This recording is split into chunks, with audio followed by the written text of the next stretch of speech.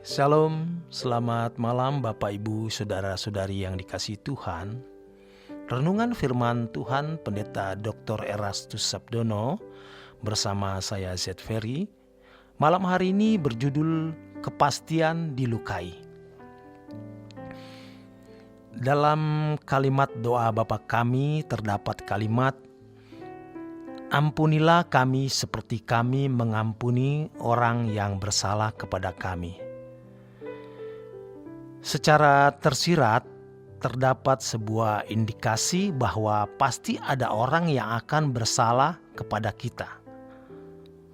Frasa seperti "kami mengampuni orang yang bersalah kepada kami" merupakan petanda jelas bahwa kehadiran orang yang melukai kita tidak dapat terhindarkan.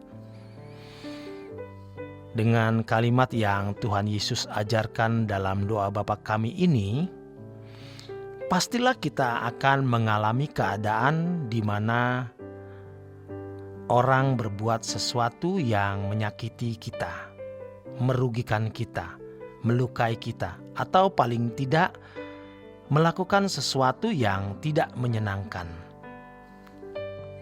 Sebenarnya kalimat ini secara tidak langsung pula hendak menunjukkan bahwa pengampunan bisa diberikan kepada orang yang layak diampuni. Sepintas hal ini terdengar melanggar prinsip sola gratia, hanya oleh anugerah. Bahwa keselamatan yang Tuhan berikan kepada kita merupakan anugerah. Artinya pemberian yang tanpa melihat kelayakan kita yang menerima pemberian itu. Hal ini menyiratkan orang yang percaya tidak harus memenuhi syarat tertentu dan tidak harus membayarnya karena pemberian cuma-cuma. Untuk memahami hal ini, kita harus melihat kebenaran secara utuh. Pertama, kita harus mengerti apa itu keselamatan. Keselamatan adalah usaha Tuhan mengembalikan manusia ke rancangan semula. Jadi kalau seseorang tidak sampai pada proses pembaharuan atau dikembalikan ke rancangan semula, berarti keselamatan itu gagal. Rancangan semula Allah itu adalah manusia agung yang modelnya adalah Tuhan Yesus.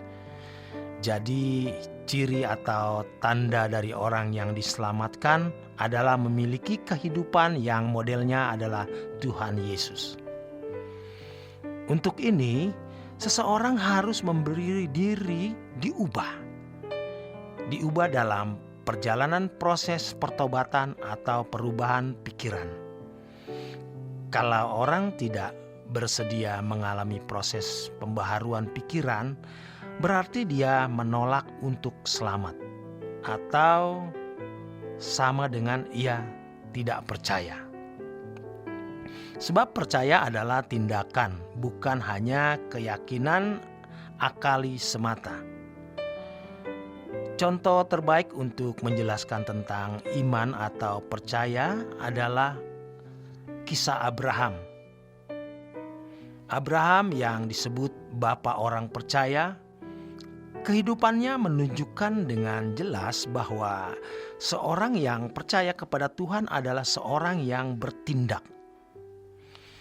Jikalau seseorang mengaku percaya kepada Tuhan Yesus, ia harus mau diubahkan. Tuhan berkata, "Kalau kamu tidak bertobat dan tidak menjadi seperti anak kecil ini, kamu tidak masuk surga." Matius 18 ayat 3. Bertobat artinya berbalik. Kata anak diterjemahkan dengan paidion, yakni usia efektif untuk dididik dan dibentuk. Jelas bahwa seseorang yang bertobat harus mau dididik dan dibentuk ulang oleh Tuhan. Pertobatan bukan sekedar tindakan pemutihan dosa seseorang, melainkan komitmen untuk diubah dan dibentuk. Seolah-olah dengan bertobat, seseorang dapat melakukan apa yang dikehendakinya lagi semaunya. Sesungguhnya pertobatan membawa pada perubahan dalam diri orang percaya. Menolak berubah atau dibentuk oleh Tuhan sama dengan menolak untuk diselamatkan. Percaya atau tidaknya seseorang kepada Tuhan tidak digerakkan oleh Tuhan. Jika seseorang dapat percaya kepada Tuhan, hal ini berangkat dari kesadaran orang tersebut. Jika seseorang sudah percaya kepada Tuhan, maka apakah percayanya sekedar pada pengaminan akali atau sungguh-sungguh dibuktikan dalam tindakan nyata, juga merupakan pilihan dari orang tersebut. Tuhan tidak menggerakkan seseorang untuk melakukan sesuatu atau tidak melakukan sesuatu. Sebab jika ada orang yang Tuhan arahkan untuk percaya dan memiliki iman yang benar, sedangkan yang lain tidak, maka Tuhan adalah jahat. Tuhan menjadi baik bagi sebagian orang yang diselamatkan, namun menjadi jahat bagi mereka yang terbuang. Orang yang merespon keselamatan dengan benar, artinya mereka yang percaya dan ditandai dengan tindakan. Percaya merupakan sebuah proses panjang sampai dapat benar-benar hidup dalam kehendak-Nya. Jika dikaitkan dengan kepastian dilukai, maka seseorang yang tahu bahwa Tuhan bekerja dalam segala perkara akan menyiapkan dirinya menghadapi apapun, termasuk kehadiran mereka yang melukainya. Tidak ada seorang pun yang tidak pernah terluka dalam hidup ini. Itulah sebabnya Tuhan menginginkan orang percaya, ampunilah kami seperti kami mengampuni orang yang bersalah kepada kami.